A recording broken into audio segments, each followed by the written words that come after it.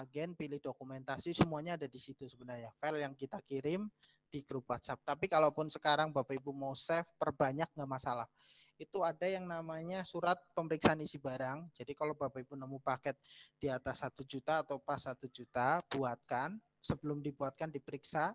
Diperiksa bukan sendiri.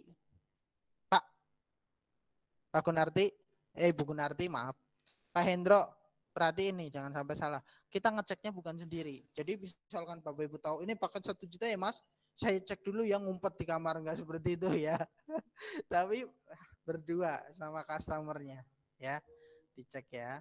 Setelah dicek, kita buatkan surat pemeriksaan isi barang, bermaterai, tanda tangan di atas materai, 10.000, yang tanda tangan berarti pihak pengirim. Kita pegang, kalau pengirim minta bukti itu difoto aja ya. Fotokopi nggak Bapak kalau dekat tukang fotokopinya ya. Oke, berikutnya berat maksimal barang kiriman untuk tujuan domestik. Oke, jangan halu, kita pikirkan bahwa ketika kita ngomong domestik berarti kiriman dari Sabang sampai Merauke. Oke, setuju ya Pak Indro ya. Jadi kalau kita bikin paket kiriman Sabang sampai Merauke, pakai apa layanannya? Express. Express itu Sabang sampai Merauke. Karena layanan lain bukan nggak boleh, layanan lain kita harus paham dulu ketentuannya. Nanti saya share deh ya. Pas jam 12 saya coba bantu share. Masing-masing punya ketentuan gitu. Kargo punya ketentuan, next day punya ketentuan ya. Oke, lanjut. Berikutnya Singapura. Kalau layanan domestik 50 kilo aja kita maksimal bisa terima. Kalau Singapura 30 kilo.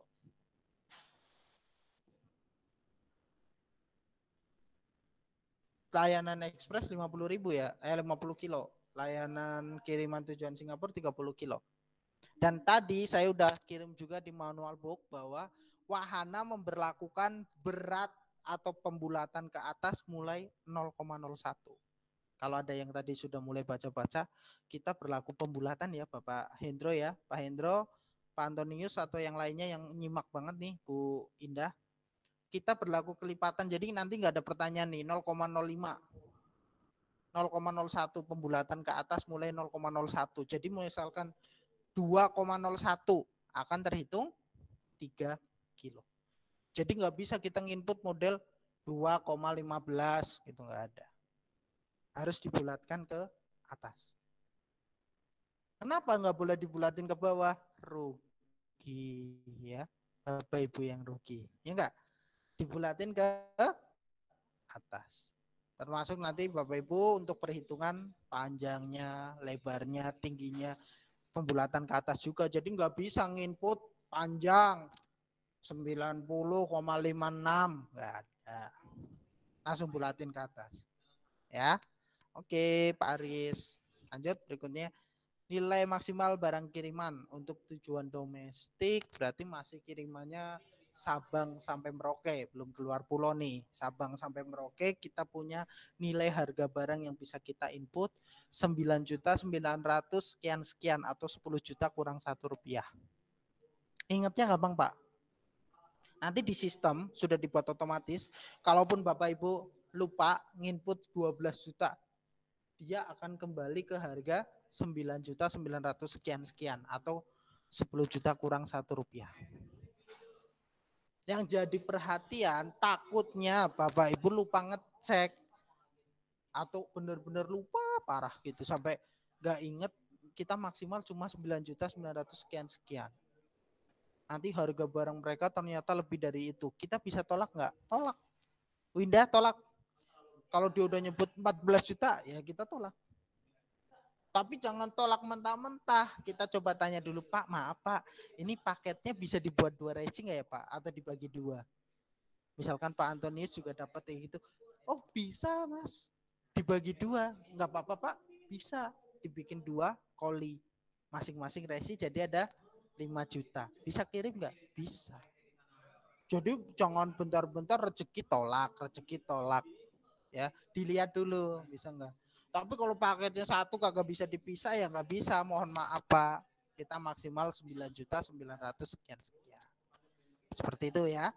Oke, lanjut. Berikutnya yang keenam gambar hujan. Apabila terjadi kerusakan dalam keterlambatan pengiriman yang disebabkan oleh force majeure, bencana alam, dan lain-lain, tidak dapat dilakukan penggantian kerugian atau tuntutan. Kebayang lah ya, Bapak Ibu. Saya agak mundur ceritain mungkin musibah itu kayak gempa, musibah tanah longsor. Kita nggak mau hitung-hitungan ya, bahkan mungkin dari kita ada kerugian baik dari kendaraan dan sebagainya. Yang seperti ini ya kita mohon maaf, kita juga lagi bersedih, berduka karena bencana ya. Semua itu kan nggak ada yang ingin. Saya pengen bencana besok, kan nggak ada. Ya Allah, amit-amit jebang bayi, ya kan? Ya, mungkin seperti itu gambaran umumnya. Yang ingin saya tekankan adalah gambar kue ya. Ini ada kerusakan dan kadaluarsa produk makanan akibat keterlambatan pengiriman bukan tanggung jawab PT Wahana Prestasi Logistik. Wahana juga nggak bertanggung jawab. Jadi agen nggak perlu jadi jagoan, mau bertanggung jawab. Untuk yang seperti apa? Nah, kita harus benar-benar paham. Contoh gini, kita kan nggak bongkar paketnya nih. Kita kan nggak diperbolehkan bongkar paket. Misalkan harga barang cuma 300.000 dah. Di dalamnya ternyata isinya Yakult. Ya, dia asumsikan bahwa ketika dikirim, padahal Yakult sih nggak mungkin juga. Dia kan harus masuk freezer ya. Misalkan ada yang kirim Indomie goreng lah, dia 3 hari lagi expired gitu, mungkin di sana masih bisa dikonsumsi, mikirnya Wahana pasti tepat sampai 3 hari sampai, biasa dikirim 3 hari sampai, kejadiannya beda karena ada keterlambatan. Pada suatu hari akhirnya paket ini sampai di hari keempat ataupun hari kelima. Nah ya, kita harus paham secara garis besar Wahana ini kan kita kirimannya reguler ya. Kiriman reguler itu punya estimasi perkiraan sampai. Memang harapan kita 3 hari sampai, tapi tidak menutup kemungkinan jika ada kendala dalam perjalanan yang mengakibatkan keterlambatan, paket itu akhirnya sampai di hari keempat. Customernya komplain dong, nih nggak bisa dikonsumsi. Halo, ya kan? Kita hanya bantu untuk proses pengirimannya. Untuk expired produk atau misalkan ternyata nulisnya aksesoris isinya buah mangga sampai sana busuk, halo, kita nggak makan mangganya Bu ya, kita hanya bantu proses deliverynya. Jadi Bapak Ibu sebagai agent nggak perlu rempong.com ataupun ketakutan. Bapak Ibu harus tegas jawab, mohon maaf Bu, perihal expired produk kan Ibu yang tahu ya. Jadi kita bisa sampaikan seperti itu, terutama untuk Bapak Ibu harus memastikan juga di poin 8 adalah dokumen berharga. PPKB, ijazah, buku nikah, buku apa lagi, pokoknya yang berharga, yang asli, akte, akte tanah, dan sebagainya. Kita nggak bisa kirim. Pernah Bapak Ibu dapat kiriman kayak gini? Bisa dapat. Saya pernah ngirim, ya, tapi bukan pakai Wahana. Ya, ada jasa khusus yang memang bisa kirim seperti itu. Jadi untuk Wahana kita nggak bisa, kita bisa tolak. Pak Aris, mohon maaf, saya mau nanya nih, kalau misalkan kejadiannya customer bilangnya bukan isinya BPKB, ya, tapi secara bentuk visualnya Bapak Ibu yakin banget tuh, cuma di amplopin coklat, ini yakin BPKB. Boleh nggak sih Pak Aris, saya nanya, iseng gitu nanyain, mohon maaf Bu, isinya BPKB ya? Kenapa nggak boleh kita memastikan di awal ketika dia tanya, oh bukan Mas, ini cuma fotokopi kok. Nah, ya kalau Bu Indah udah dapat infonya itu fotokopi BPKB, pada saat input di sistem ditulisnya apa? Fotokopi BPKB Pak Aris. Bisa dikirim nggak? Bisa. Kalau cuma fotokopi bisa. Nah, kita input. Ya, jadi jangan sampai nanti ketika itu paketnya hilang pun kita bisa bertanggung jawab, kita bisa jelaskan. Mas, ini tuh isinya BPKB asli. Pak, mohon dicek lagi. Waktu itu saya juga tanyakan, Pak, itu isinya apa? Bapak bilang fotokopi. Iya, iya. Dia paling termenung doang. Kenapa Mas? Iya, kalau Bapak bilangnya BPKB, mohon maaf, Wahana kita nggak bisa kirim dokumen berharga. Ya udah Mas, ini salah saya. Nah, Agen yang canggih mah gampang aja, ngapain takut. Ya Pak Hendro ya, harus seperti itu.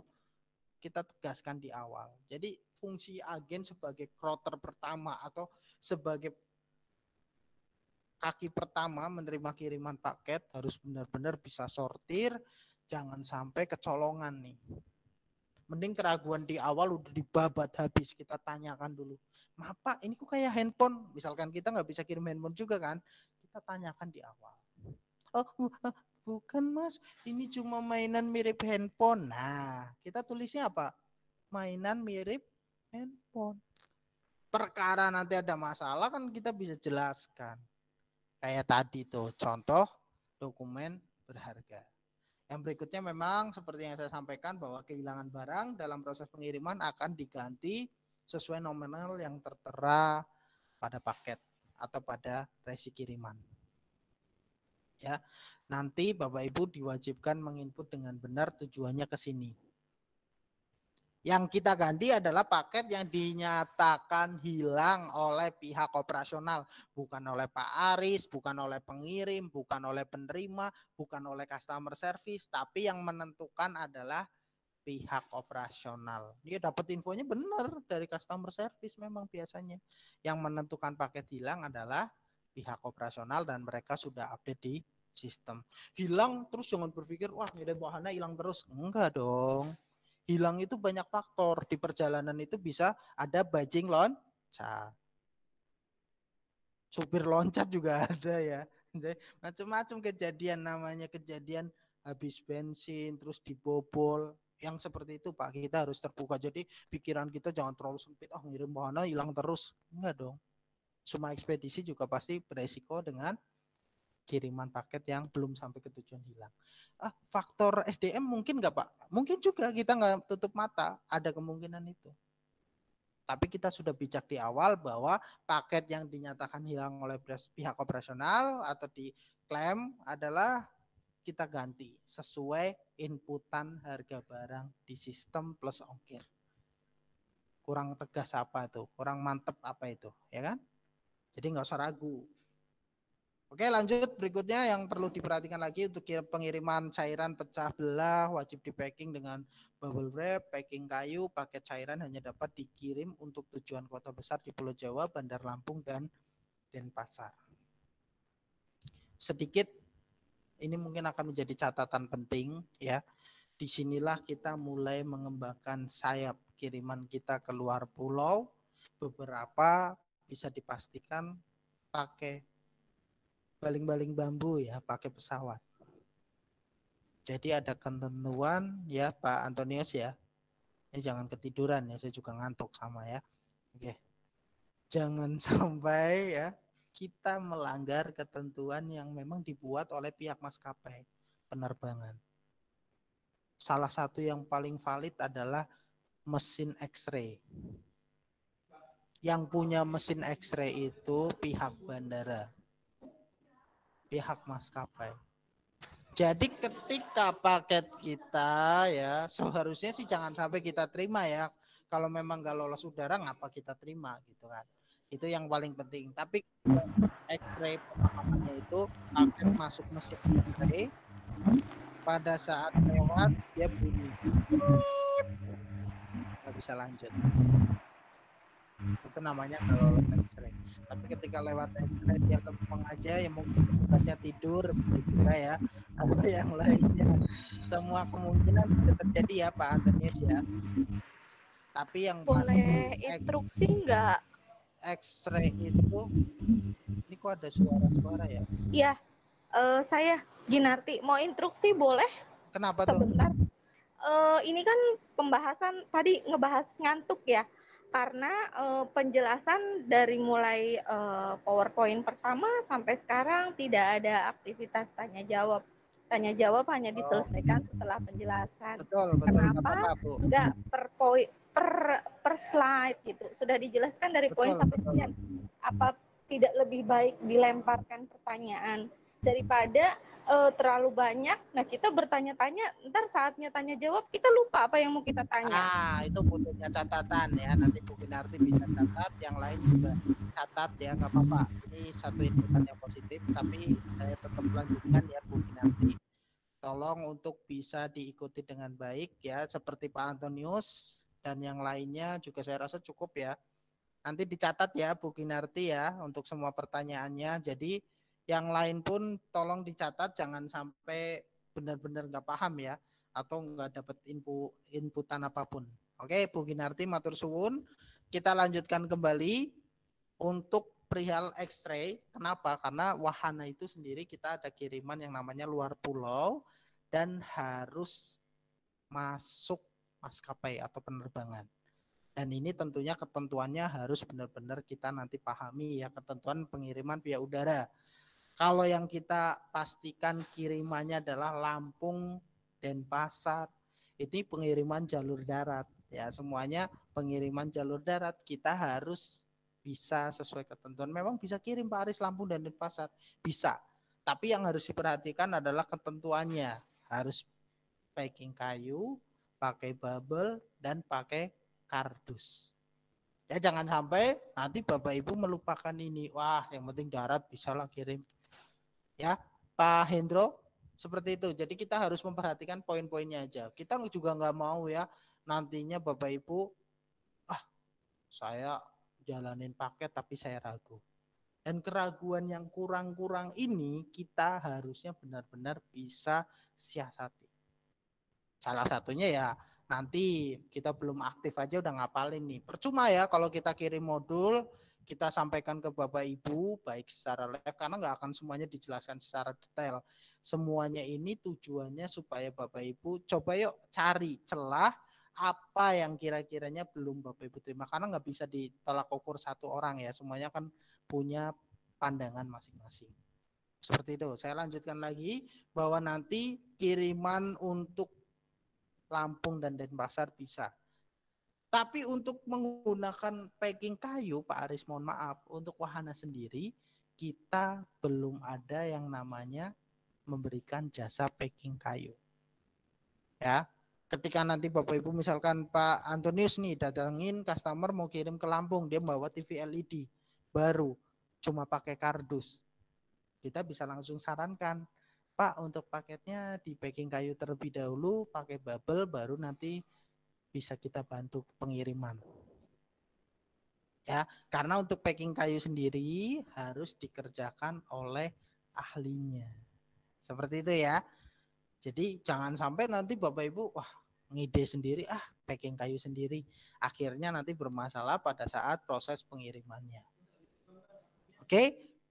Berikutnya yang harus Bapak Ibu ketahui juga, untuk paket berisi handphone gadget tidak dapat dikirim. Nah, tadi sudah saya singgung, handphone atau gadget tidak bisa dikirim. Yang terakhir, PT Wahana Prestasi Logistik tidak bertanggung jawab mengembalikan barang yang terindikasi X-ray apabila dijadikan barang bukti pelanggaran pengiriman udara oleh petugas keamanan bandara. Nah, mana aja sih Pak Aris? Ya kemungkinannya banyak Pak Bu. Karena namanya kiriman paket ya, sudah tidak lolos X-ray, tidak boleh diambil. Satu, bisa jadi bentuknya narkoba. Benar ya? Senjata tajam. Daun ganja, ya, daun singkong mah nggak apa-apa ya. Tetap aja kena X-ray ya kan? Oke, berikutnya barang yang dilarang. Ini juga posternya semuanya nantinya Bapak Ibu dapat. Tapi secara garis besar kita harus benar-benar tahu. Kadang kita cuma nonton aja nih. Kadang dikasih manual book juga dibaca doang. Ya, ada poin-poin yang harus kita pahami. Yang pertama adalah berkaitan dengan barang mudah meledak. Yang sering masih kejadian adalah yang sering kejadian aja barang mudah meledak. Contoh masih banyak agent yang kirim LPG. Ini kan nggak boleh kirim ya. Nggak tahu dagang LPG mungkin ya Pak Indro udah mau ngirim kayaknya nih ya. Kemudian ada kejadian juga yang kirim binatang hidup atau tumbuhan hidup. Ini juga kejadian Pak. Terakhir saya dapat infonya kirim ayam hidup. Dan yang paling tragis ya, saya baca di keterangannya bahwa ditulis 2 ekor ayam masih hidup. Agennya nginput seperti itu. Ya. Pada saat itu saya lihat kiriman dari Purwakarta, agen Purwakarta, tujuannya ke Banten. Nah, kemudian operasional ada yang komunikasi ke saya, Pak, gimana ini paketku bisa ngirim ayam? Waduh, akhirnya saya komunikasikan, tolong ditegur agennya. Saya tegur, saya tindak, kemudian saya sampaikan untuk kali ini kita masih bisa bantu untuk tetap dikirim karena informasi dari operasional tetap bisa kirim. Ini hal-hal yang memang harus Bapak Ibu perhatikan. Tumbuhan hidup nggak boleh. Sekarang lagi tren lagi ada logam mulia. Ini juga harus diperhatikan. Kita nggak bisa kirim. Emas nggak bisa, batu akik ya Pak Hendro ya, batu akiknya nggak bisa dikirim ya. Oke, lalu ada dokumen berharga kita diingatkan lagi, kemudian ada handphone diingatkan lagi. Coba kita mulai mencerminkan ini belum? Nanti karena kita nggak bisa ya kita jelaskan terus Bapak Ibu paham nggak? Tapi yang pasti Bapak Ibu coba mulai cerna bahwa ada beberapa poin yang harus ditekankan. Takutnya admin Bapak Ibu, wah ngirim kobra kayaknya bisa nih. Ular kobra ternyata nggak bisa kirim. Bisa nih kayaknya marmut agak kecilan, hamster kayaknya bisa kirim, nggak ketahuan kali. Ya, yang seperti ini harus benar-benar kita dalami supaya tidak ada kesalahan. Sama halnya kita memahami satu hal yang berkaitan dengan kiriman udara. Kenapa tadi saya sempat sampaikan ini sebenarnya kiriman udara kewajiban Bapak Ibu sebagai agen juga kita baca informasinya di Mas Aris. Nanti dulu Pak, nggak ada pertanyaan Pak Antonius. Ya, lanjutkan dulu ya. Belum dibuka sesi pertanyaannya, nanti dulu. Ya, oke. Berikutnya saya lanjutkan dulu untuk kiriman X-ray. Ini kiriman X-ray. Kenapa kita harus perhatikan? Karena untuk X-ray sendiri, yang pertama adalah bubuk, ya, ataupun kiriman seperti magnet, kiriman dinamo, ataupun Bapak Ibu magnet dinamo ini kita nggak bisa kirim. Contoh kirim ke Kalimantan, ya Bapak Ibu kirim televisi, ya udah nggak pasti bisa karena pengirimannya via udara. Di luar Lampung dan Denpasar semuanya pengiriman via udara. Kemudian seperti cairan, gel kita juga nggak bisa kirim, ya. Kemudian bubuk, ada bubuk kayu, serbuk besi dan sebagainya, serbuk pasir itu juga kita nggak bisa kirim. Tapi yang harus Bapak Ibu garis bawahi, jika paketnya serbuk atau bubuk susu, contoh susu Denko, Bapak Ibu punya customer di Kalimantan, Bapak Ibu ada di Depok, dia biasa kirim Denko Pak, 10 kilo. Kemudian untuk kiriman ini dia lapisi dengan atau kita lampiri dengan bukti ya, atau yang Bapak Ibu nanti bisa cari atau cari sendiri ya, MSDS. Bapak Ibu bisa klik di Google. MSDS ini adalah Material Safety Data Sheet. Jika kiriman Bapak Ibu atau kiriman customer Bapak Ibu dilampiri dengan MSDS, Material Safety Data Sheet, contohnya susu bubuk, itu kita masih bisa kirim. MSDS ini semacam surat, boleh Bapak Ibu buka di Google, bentuknya surat yang menjelaskan bahwa atas produk ini layak dan bisa dilakukan proses pengiriman. Untuk MSDS dibuat dari pemproduksi. Contoh kalau itu adalah produknya Denko, pemproduksinya adalah PT Nestle. Jadi dari PT Nestle menerbitkan atau memunculkan MSDS yang nantinya bisa dilampiri pada susu bubuk yang dikirim. Jadi saran saya kalau Bapak Ibu ada kiriman paket dilampiri dengan MSDS, silakan difoto sebagai bukti. Ya, ketika nanti ditanyakan memang sudah dilampiri dengan MSDS. Kemudian yang terakhir mungkin secara garis besar elektronik ya, pengiriman udara pasti sudah tidak bisa kirim. Itu secara garis besarnya. Kenapa untuk bahan atau pembahasan tentang X-ray ini penting? Yang pertama adalah efeknya atau dampaknya. Yang pertama dampak untuk pengirim. Kalau paketnya reject X-ray, ongkos kirimnya hangus. Nah, selain ongkos kirimnya hangus, yang kedua adalah pengiriman kembali ke pengirim atau ke pengirim paket ataupun dikembalikan ke agen akan dikenakan ongkir.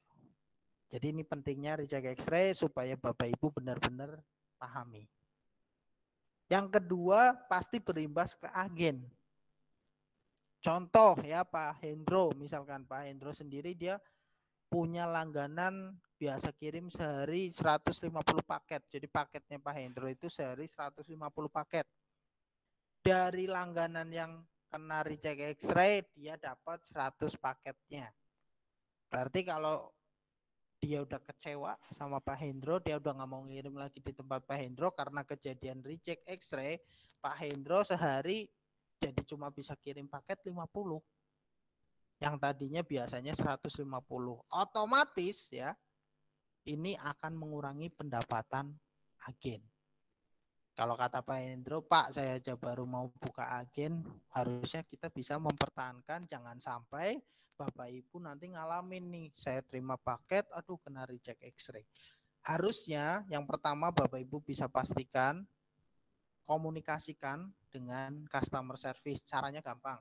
Masuk ke wahana.com, pilih customer service, pilih layanan umum. Ya. Untuk menanyakan paket ini bisa kirim atau enggak. Kirim juga gambarnya enggak masalah. Customer service enggak tembus Pak Aris, saya coba cari sendiri di Google. Enggak tembus juga Pak Aris, saya coba komunikasikan dengan koordinator. Terutama untuk pertama kali Bapak Ibu terima paket yang kiriman udara. Ayo komunikasikan. Jangan diem-diem baik ya. Nanti ketika udah masalah baru rame. Karena imbasnya. Pak Aris, ini kan imbasnya cuma buat agen. Enggak dong. Secara garis besar juga akan berimbas ke wahananya sendiri. Secara namanya wahana jadi semakin buruk. Kita temuin di detik.com dimanapun infonya. Wah males kirim pakai wahana. Kena X-ray dan sebagainya. Ini yang harus benar-benar Bapak Ibu perhatikan. Lalu yang berikutnya adalah saya ingin sampaikan untuk Bapak Ibu benar-benar lihat kembali berkaitan dengan klaim dan asuransi. Kenapa? Untuk klaim sendiri di sini jelas disampaikan, nanti posternya juga Bapak Ibu dapat. Barang yang hilang akan diganti 100% sesuai nilai barang yang tercantum di resi. Ya, nanti Bapak Ibu catat bahwa sesuai dengan informasi klaim yang disampaikan pihak operasional. Untuk klaim sendiri proses penggantiannya bagaimana Pak Aris? Ya, untuk klaim sendiri nanti akan dibantu oleh customer service. Jadi kalau udah dapat infonya paket dinyatakan hilang, sampaikan ke pihak pengirim. Kenapa? Karena pengirim yang nantinya akan memproses klaim dengan customer service atau dibantu customer service. Jadi penggantiannya satu pintu ke pihak pengirim. Lalu berikutnya yang saya sampaikan bahwa nantinya Bapak Ibu proses klaim akan dibantu customer service ke pihak pengirim. Nanti akan dimintakan untuk melengkapi form klaim. Setelah dilengkapi otomatis akan diproses klaimnya. Nanti penggantiannya via transfer. Oke, itu untuk klaim. Jadi Bapak Ibu harus benar-benar memperhatikan proses klaim digantikan ke pihak pengirim. Lalu yang kedua berkaitan dengan asuransi. Tolong dicatat benar-benar nanti untuk asuransi, walaupun Bapak Ibu bisa baca bolak-balik karena sudah diinfokan untuk materinya. Yang pasti adalah satu, untuk asuransi semua paket kiriman wahana semuanya berasuransi. Ya, boleh saya ulang lagi, semua kiriman wahana semuanya berasuransi. Kiriman paket wahana semua berasuransi dan yang ditanggung pihak wahana untuk premi masih ditanggung pihak wahana adalah mulai 0 rupiah sampai dengan 199.999 atau 200.000 kurang 1 rupiah.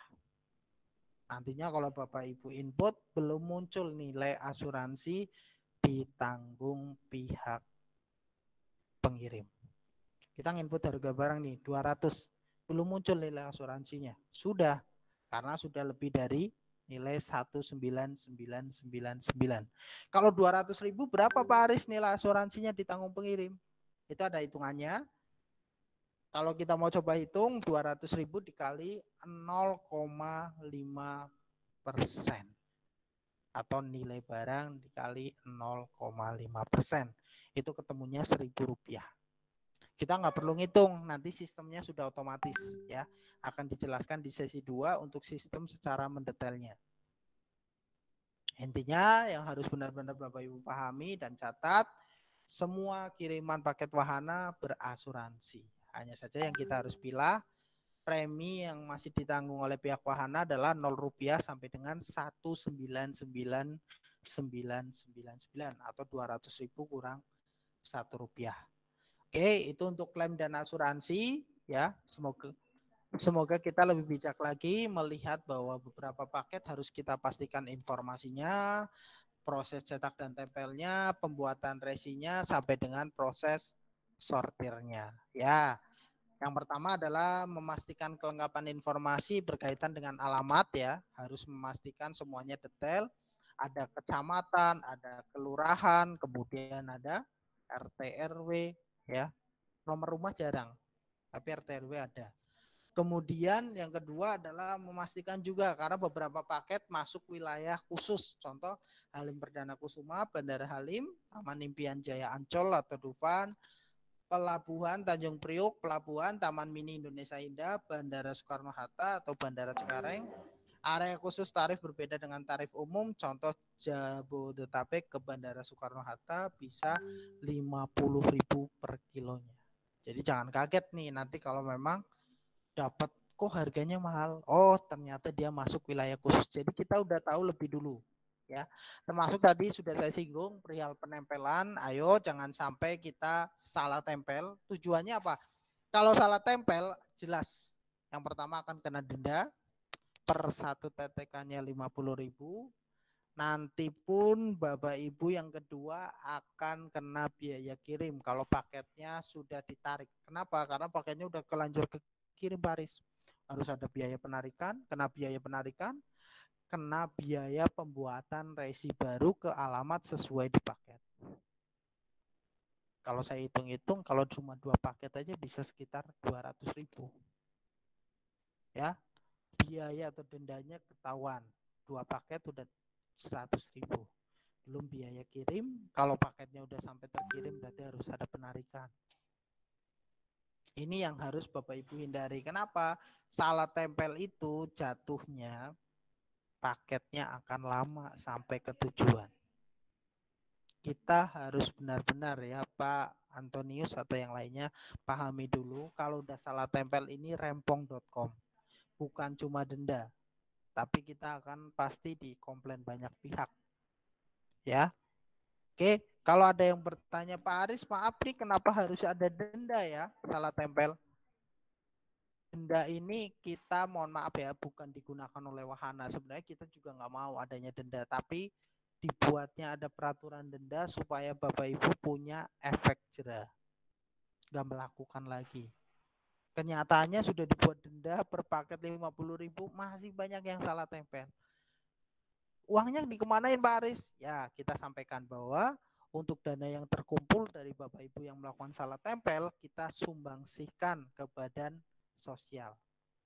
Kebetulan tadi saya udah bawa-bawa tuh terakhir update di 10 Januari atau berapa Januari. Pokoknya bulan Januari ini 200 juta ya untuk donasi kita ke bencana kemarin. Jadi seperti itu.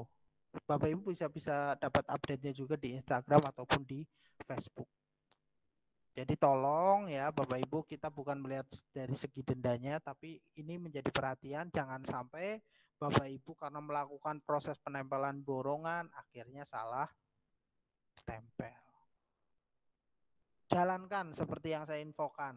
Proses cetak kemudian sebelum ditempel dicek baru ditempel. Oke, yang terakhir memperjelas perihal perhitungan volumetrik. Yang paling penting yang pertama adalah saya berikan ini timbangan meteran bangunan. Karena ngukur panjang, ngukur lebar, ngukur tinggi harus pakai meteran. Yang kedua adalah panjang maksimal kiriman wahana adalah 150 cm. Boleh dicatat Pak Didik ya, 150 cm. Kemudian hitung volumetrik, yaitu dihitung sisi panjang, sisi lebar, sisi tinggi. Dibagi 6.000 untuk kiriman dari Sabang sampai Merauke dibagi berapa? 6.000 Bu Indah.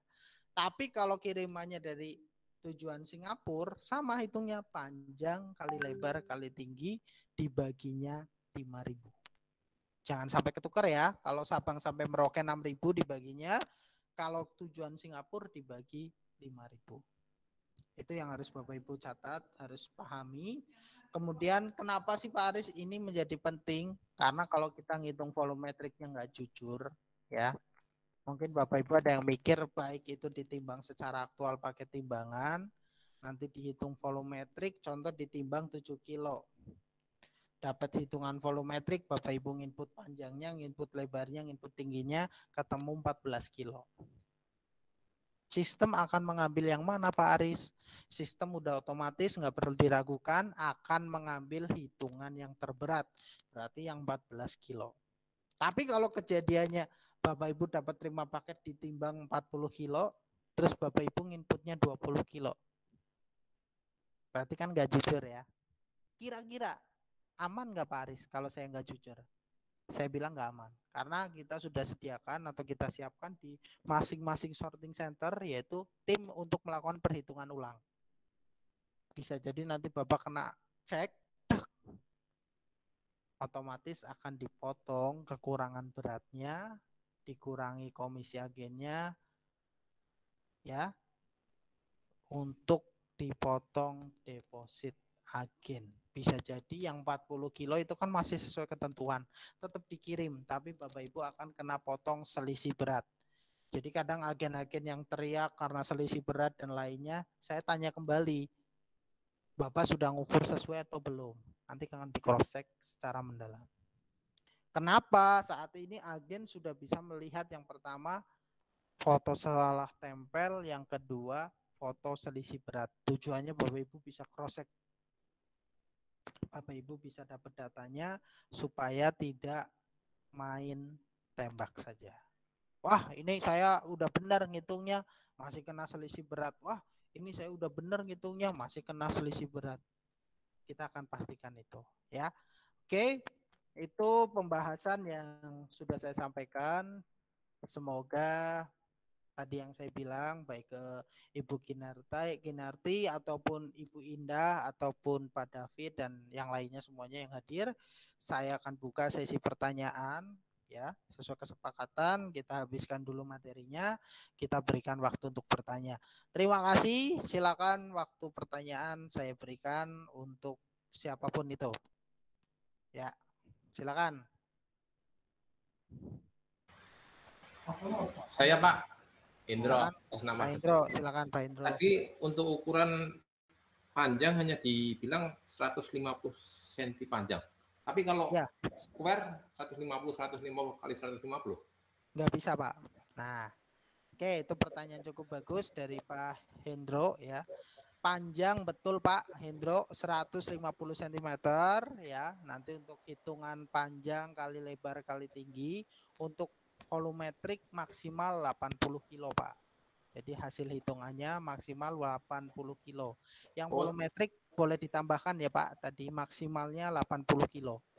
Jadi kalau sisi panjang bisa diisi 3 digit, kalau untuk lebar tinggi cuma 2 digit. Artinya kalau salah satu 150, yang lain menyesuaikan muncul metrik, bukan? Betul, betul seperti itu ya. Pokoknya salah satu cuma 150, sisanya dihitung maksimal metrik ya.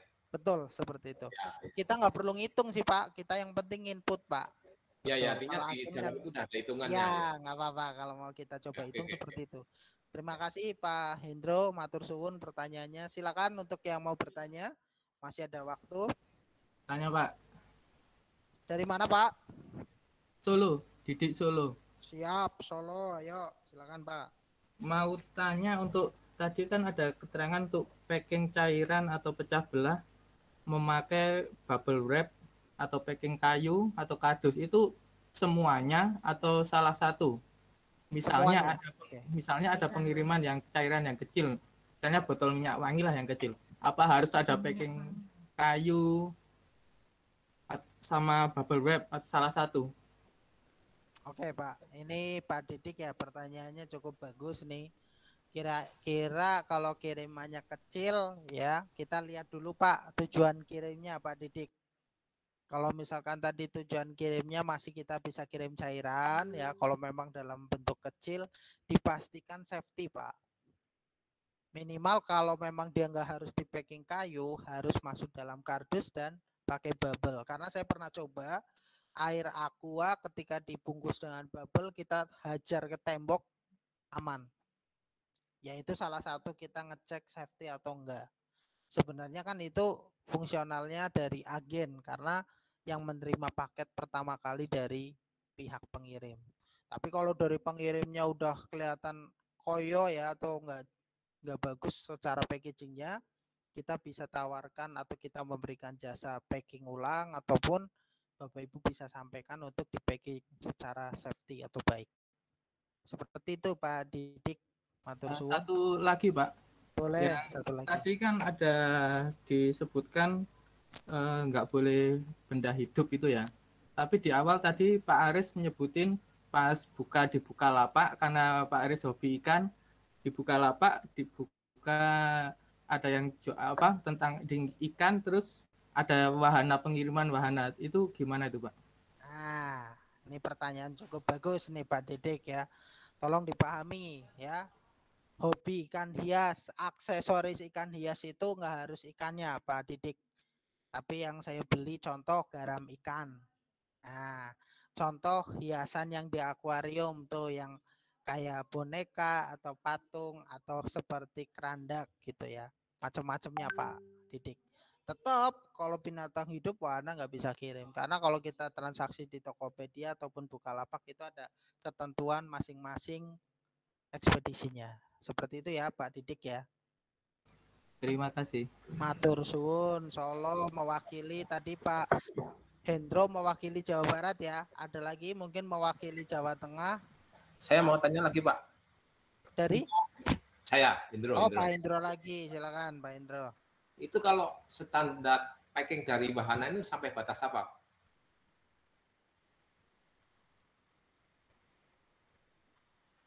Standar packing untuk paketnya seperti apa Pak? Jadi kita harus punya kategorinya.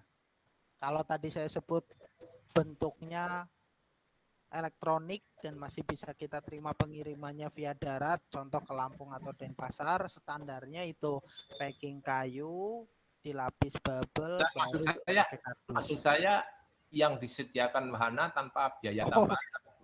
Itu. Kita nggak perlu Pak sebenarnya. Kita biasanya cukup terima kiriman dari customer ya Pak Hendro. Cuma kan kebanyakan customer itu pada saat packaging atau melakukan packing itu tidak rapi atau tidak safety.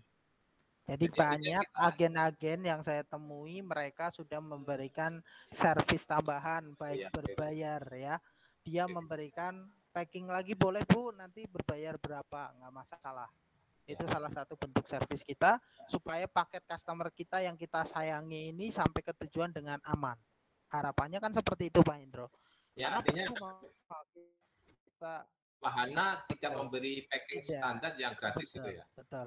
Jadi menyediakan sendiri ya Pak Hendro, bahasanya seperti itu. Ya. Tepat sekali Pak Hendro, silakan. Mungkin Bu Indah atau Bu Kinarti atau yang lainnya. Pak Antonius tadi mau bertanya, silakan. Saya mau tanya, saya silakan Bu Indah. Resi baja kan itu dibuat lagi atau yang salah itu dibuat yang betul lagi, yang betul kemudian proses batalnya kan di petugas batal yang batalkan. Kemudian untuk ongkirnya itu langsung kembali atau gimana Pak? Atur suwun Bu Indah, dari mana tadi saya lupa Bu Indah, wilayah mana? Dari Surabaya. Matur suwun, akhirnya dari Surabaya. Jadi gini ya, betul yang ditanyakan Bu Indah. Yang pertama, berkaitan dengan paket ya. Bu Indah tadi menanyakan paket ya. Iya, paket yang batal itu loh, Pak. Paket yang batal yang sudah saya sampaikan di awal itu betul di prosesnya petugas pick up. Jadi kalau Bapak Ibu merasa udah bikin terus salah kan udah kebuat resinya Bu, ya kan udah motong saldo. Itu resi yang salah taruh di meja dulu. Kita bikin yang baru. Jadi ketika nanti Bapak Ibu sudah sampaikan ke petugas pick up, lalu diproses secara sistem batal oleh petugas pick up, ya. Nanti salah satu buktinya adalah Bapak Ibu akan muncul di home agent kode verifikasi batal untuk diberikan ke petugas pick up.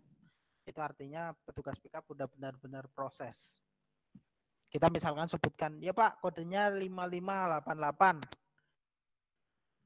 Nanti kita sampaikan ke petugas pick up, proses berhasil, otomatis atas paket yang dibatalkan tidak ada pemotongan saldo sepeser pun.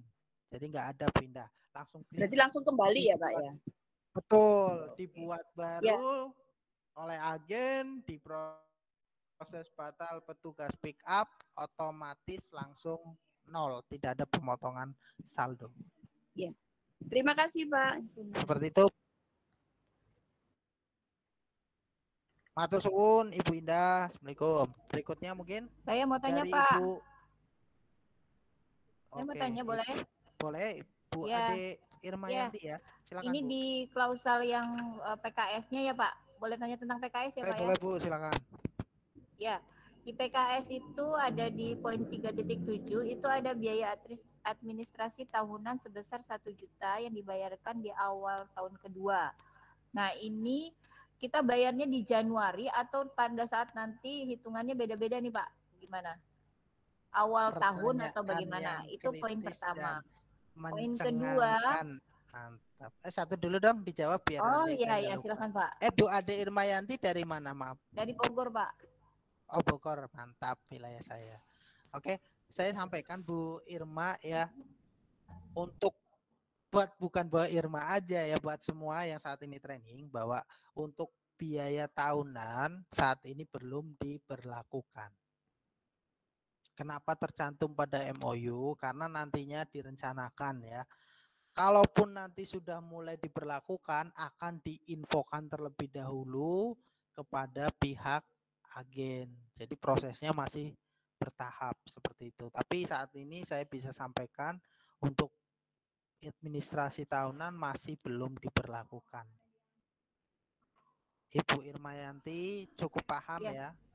Oke, berarti tahun kedua saya tambahkan sekalian. Mungkin nanti juga ada yang kritis membaca yaitu apa ya, target gitu ya. Betul, ada target Pak. Pada hakikatnya target ini kan dibuat supaya Bapak Ibu termotivasi untuk bisa benar-benar mencapai achieve atau target yang artinya Bapak Ibu produktif nih agennya. Kan tujuannya itu.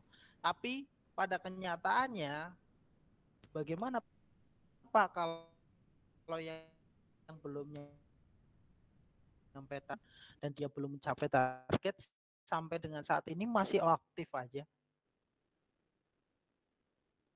Selama dia masih tetap bersemangat, masih tetap mempromosikan wahana. Saya rasa selama ada kirimannya dia tetap akan aktif.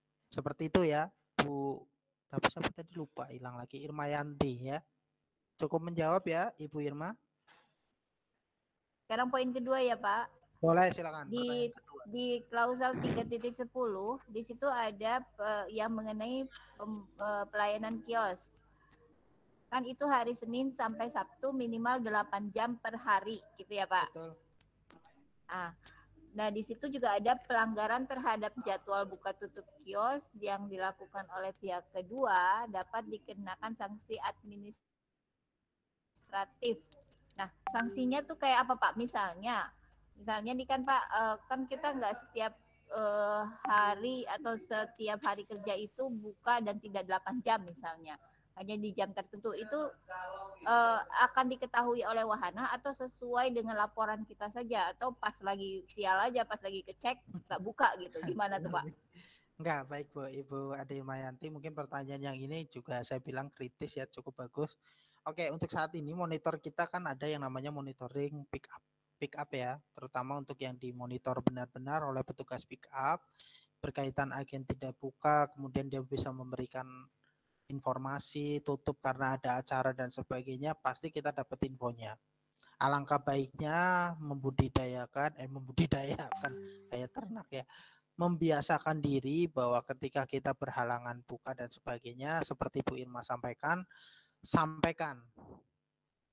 infokan ke petugas pick up atau ke kami sebagai koordinator wilayahnya. Untuk sanksi yang saat ini berlaku atau berjalan bahwa agen yang seperti ini atau tidak tertib, tidak ada info, pasti kita berikan teguran. Jika teguran kita tidak diengahkan atau tidak didengarkan, pastinya akan tidak tindakan lanjutan ya.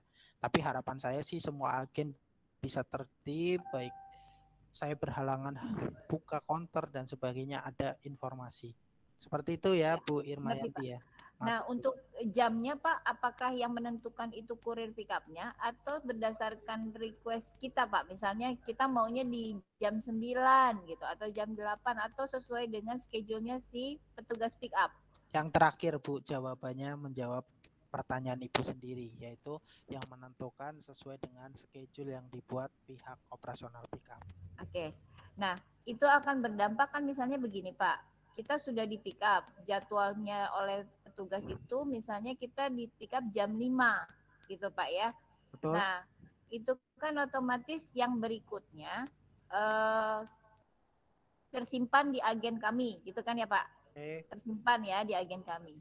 Nah, apakah kami bisa mengantar sendiri dan apakah itu ada titik dropnya atau sebaiknya kami tunggu saja besok harinya di jam 5-nya lagi. Artinya kan sudah 24 jam itu menginap di kami gitu Pak.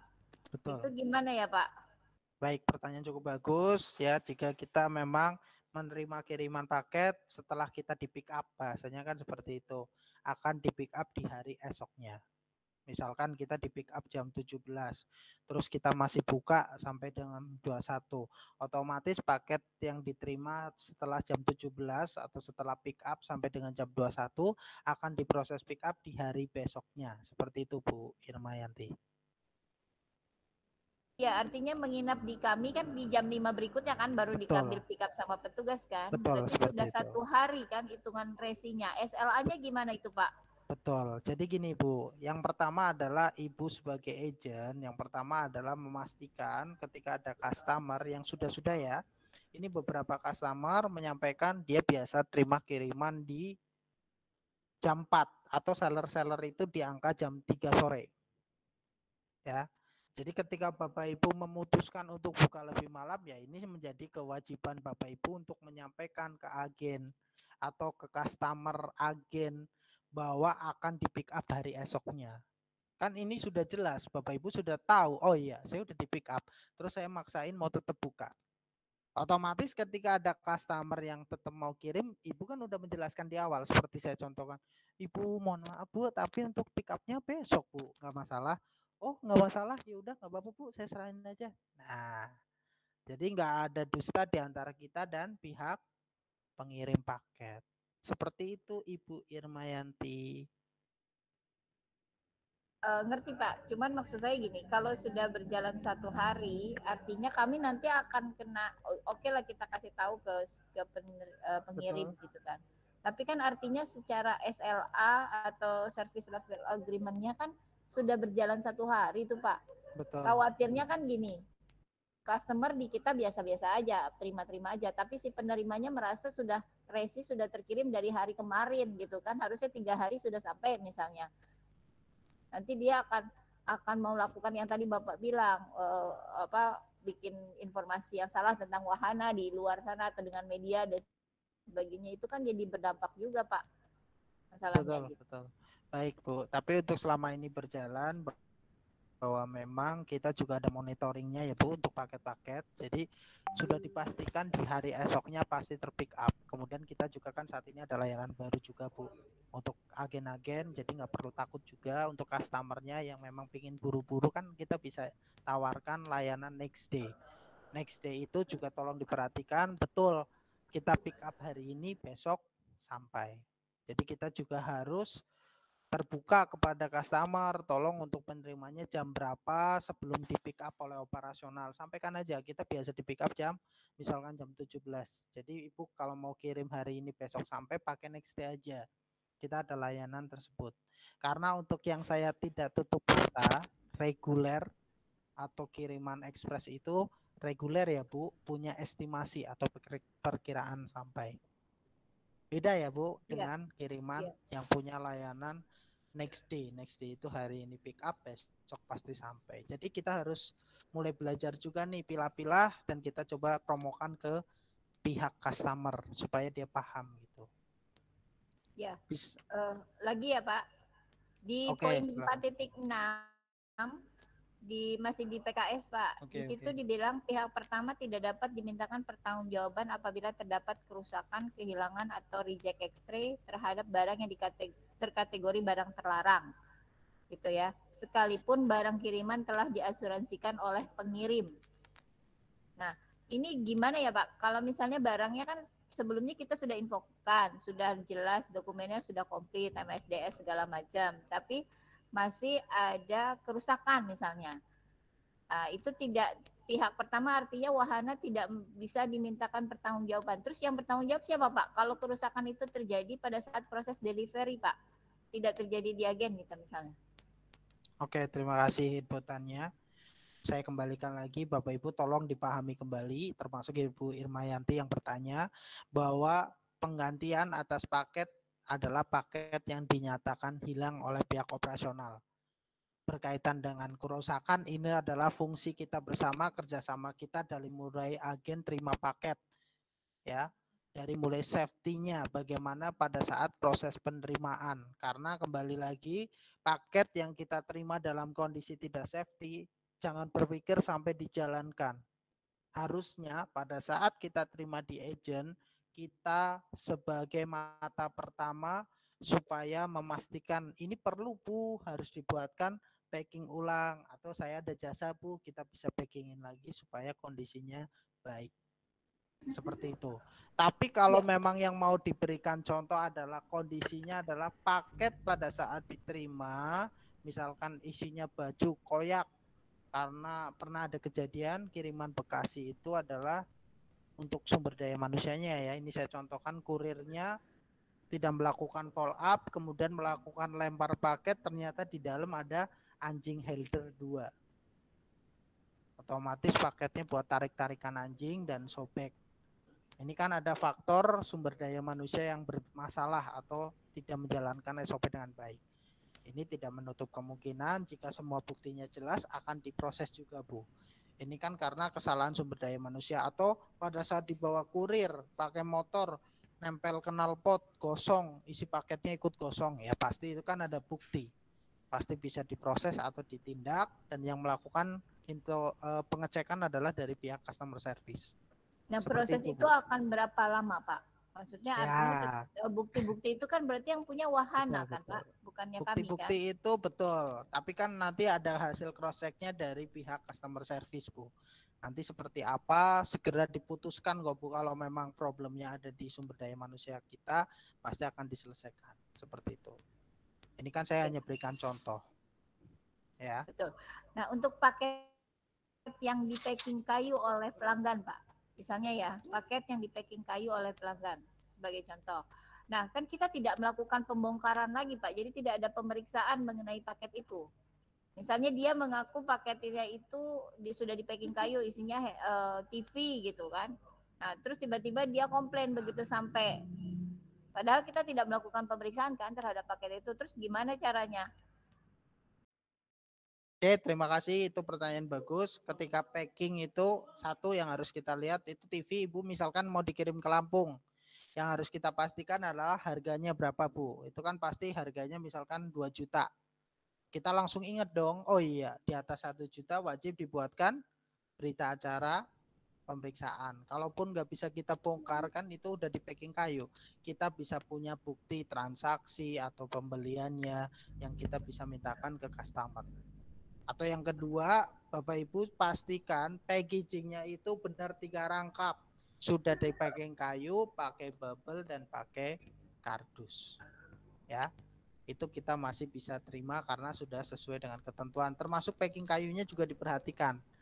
Bukan asal packing kayu, tapi benar-benar di ahlinya packing kayu. Karena kita nggak perlu bongkar lagi, kita akan hitung panjangnya, lebarnya, tingginya. Seperti itu Bu Irma. Iya, ada gambaran packing kayu yang menurut standar Wahana Pak, supaya nanti kan bisa diinfokan ke pelanggan berarti bahwa yang namanya packing kayu itu seperti ini gitu. Oke, nanti gambarnya kita kirim di grup WhatsApp ya Bu. Terima kasih Bu Irma. Ya, terus satu lagi Pak, diborong kayaknya. Maaf ya semuanya, Oke, saya silakan. soalnya Gak sudah apa-apa. menyimpan pertanyaan dari jauh-jauh. Gak apa-apa, daripada nggak nyimpan terus nggak tanya dan lagi. Untuk ini Pak, misalnya nih kita achieve target, let's say Betul. gitu kan. Kalau di biasanya kan kalau di ekspedisi lain tuh suka ada entah itu bonus atau entah itu progresif atau apalah namanya gitu ya. Di Wahana ada kayak gitu kayak Pak? Misalnya kita dapat target, terus dapat bonus komisi tambahan kah atau dapat apa gitu?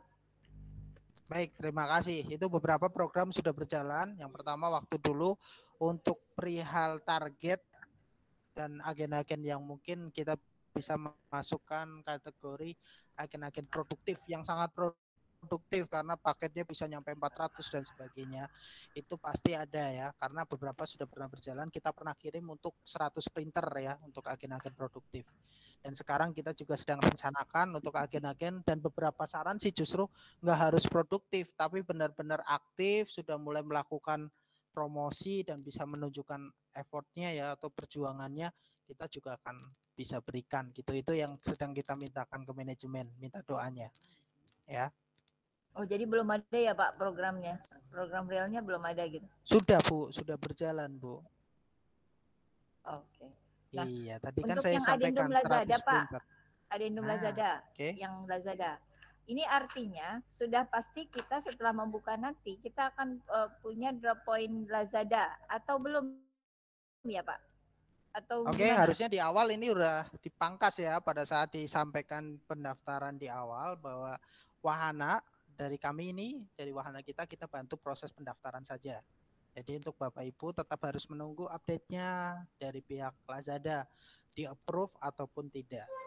Yang menentukan approve atau tidak dari pihak Lazadanya. Seperti itu. Biasanya prosesnya berapa lama Pak?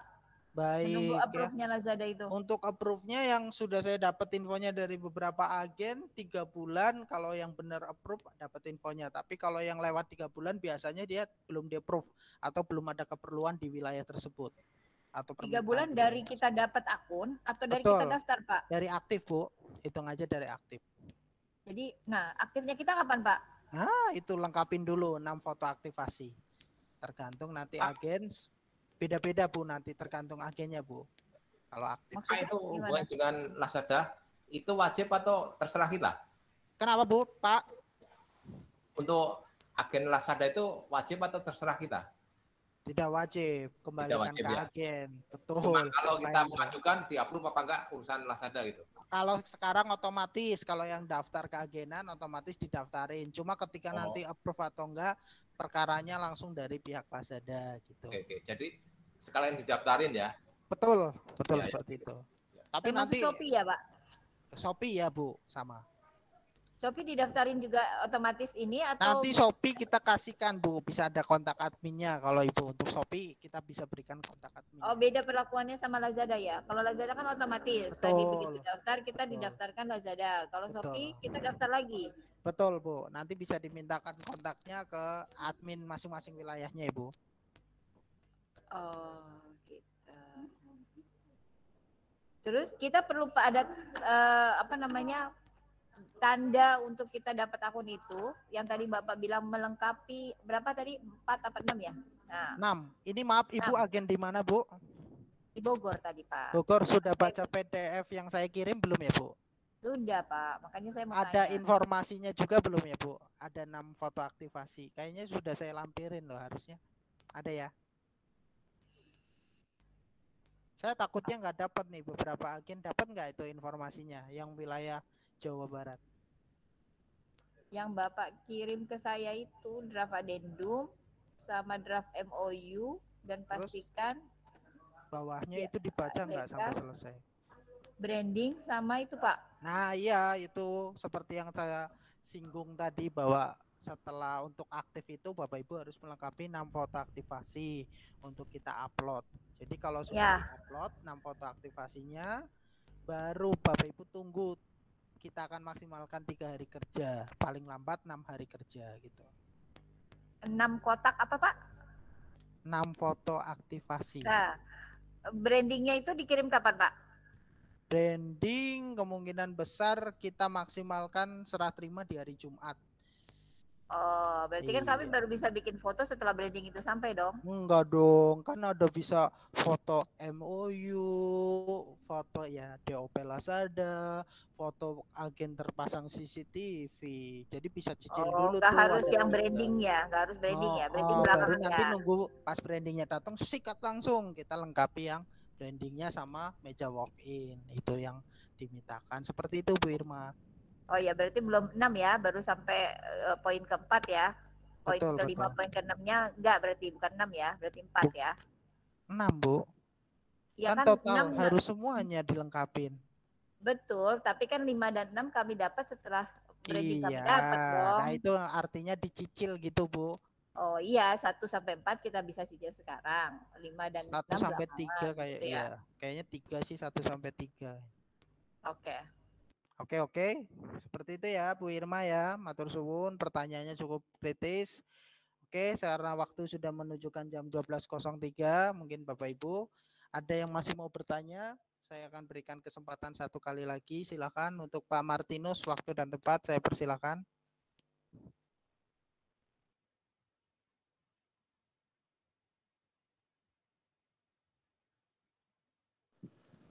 Saya mau tanya, Pak.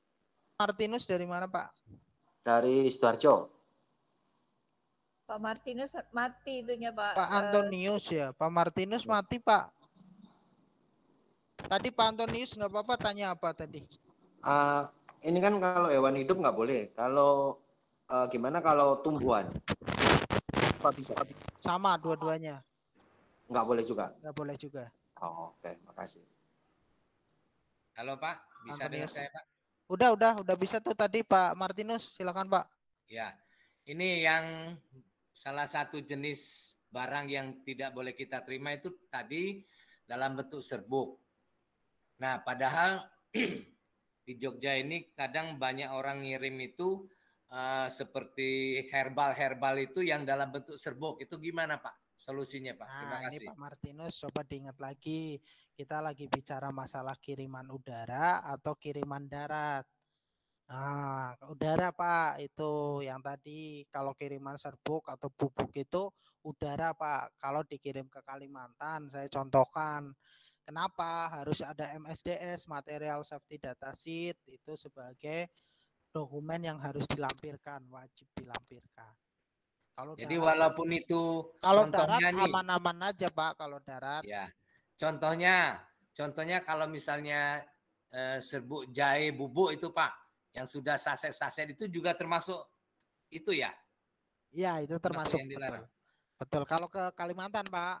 Iya. Betul Pak Martinus, mantap. Baik, terima kasih Pak. Sama-sama Pak Martinus. Oke, mungkin terakhir ya Pak Martinus, atau tadi Bu Kinarti masih ada pertanyaan atau saya rasa bisa cukup?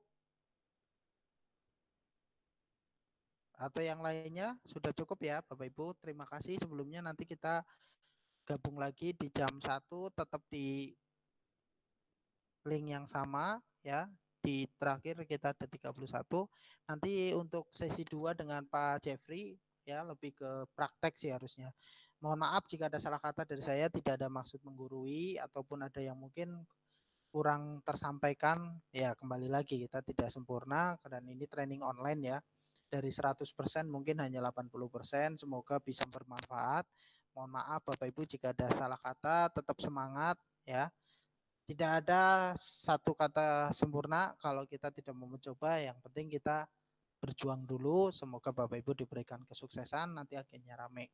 Selamat istirahat, monggo-monggo yang mau mungkin menjalankan ibadah, mau makan siang, silakan ya Bapak Ibu. Matur suwun, jangan lupa gabung lagi di jam 1 ya Pak Hendro dan yang lainnya. Matur suwun, terima kasih.